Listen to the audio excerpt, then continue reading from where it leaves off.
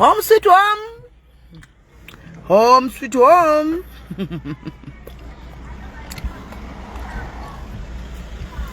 Welcome to Gweru. Welcome to police Gweru. Welcome to Gweru. Welcome to Gweru, guys. Welcome to Gweru town. Apana wewe ndio ngana send number kana mteza mubatisha mwanangu yako arani kuna masa. Hadi kwa hivi. Asa na number alikuwa chuka na mteza mkwanza batasha mwanangu yako arani. Tukuba la mengo, guys. Tukumba tena mengo tiri pa Gwelo. Tukumba tena mengo tiri pa Gwelo, guys. Tiri pa Gwelo. Tukumba tena mengo.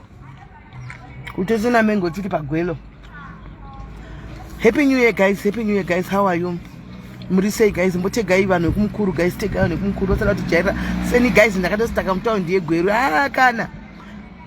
Take gai vanu we mukuru, guys. Take gai vanu we mukuru. Tutao rani panu. Guys. Toda kunyaza kuyati zombuta rana nyaya marodzi. Marodzi ari kuno ku Zimbabwe kuno kuka, guys. Hey! Uye nikisi.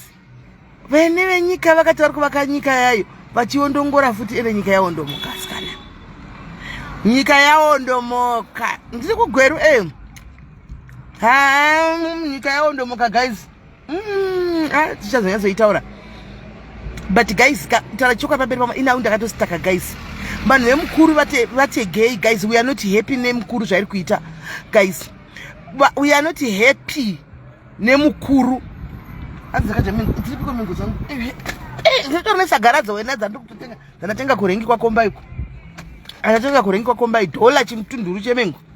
$1 chimtunduru chemengo. Happy New Year, Happy New Year, by team.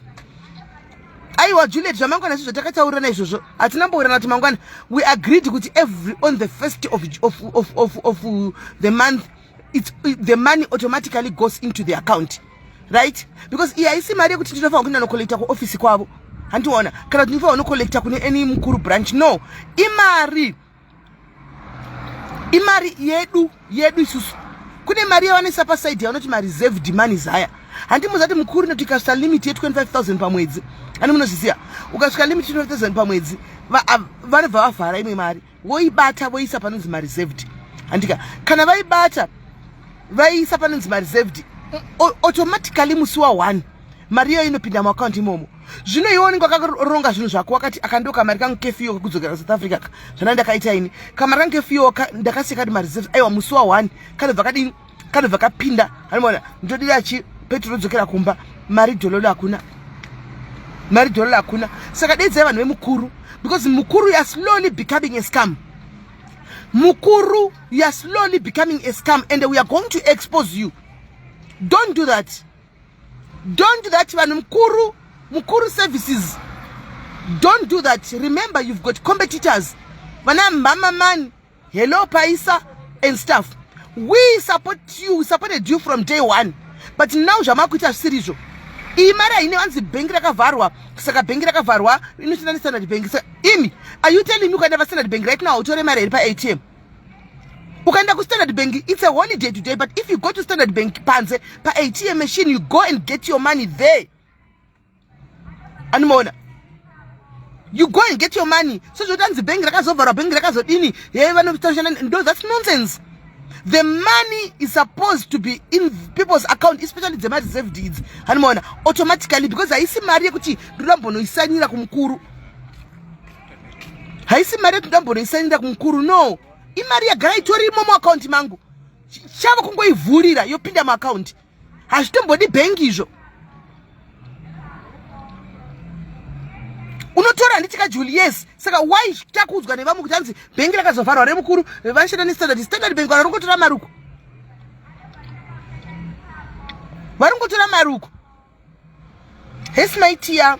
So it's high time, guys, we have to speak about these things. Because right now takangostaka and it's things it is andaita guys. Shandaita. Ini ndakanga ndakagirwa ndikati 31 nezuro nhasi mari inofuma irimo. Ndatomukaba kusatogeza chibhegi changu ndatodzokera kuSouth Africa mai mwana. Ndatoenda pane Mukuru ndatozvitumira mari mukadhi mangu. Nditoti ndatokireta chiorder chiya. Hanimona. Ndicheche kuzvitumira mari. Ndatosvika ndatoti ndipewo mari yangu. kwanza hamuna mari vakutonditumira chine 71 rand. Ndikati what are you saying?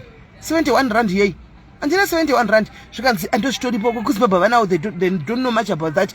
Ndikati no, pane zvinhu zvakadai zvinodai zvikadai mari zvikanzi ausatizivi. Ndatanga kuchizofonera maji mabhosi nenhamba dzavo vangabate mafoni hapana vachabati mafoni vandatanga kutsvaga maagents chivabvunza maagents ndikuona kuti aritotiwo ini ndawana kunetswa nekufonwa nevanhu vangu vatotiwo mari havana kuwana ende vatositaka vamwe vangu vatositakira murengo vachida kutodzokera South Africa vari pavanikiri pamabhasi anomaona vachida kutoda South Africa mari hapana uchindofura chitora mari hapana kuda kuti vakutomboti puchu dzokera kumba nechibhegi ko vari kutanga basa musi wa3 vava kusumuka nhasi vari kusumuka vari kutanga basa musi wa3 vava kusumuka nhasi saka voita sei mari hamuna maakaunti mari hadzina kuiswa. This money, it's our money, Mukuru. It's not money that we are supposed to collect per desk renyu. No. Inini. Isusu ini kwanotogara kutorina Mukuru yekollecta mari. So ndoita zvokuireserva izvozvo. Animwana tiita zvokuireserva izvozvo. But now this Mukuru, we want our money, guys. Munhu ari kukweretwa wese neMukuru nyora mucomment section, we want our money. They are here, they are watching. Ndavatega ine ndaudza vamwe vaagents kuti vavatege. Poor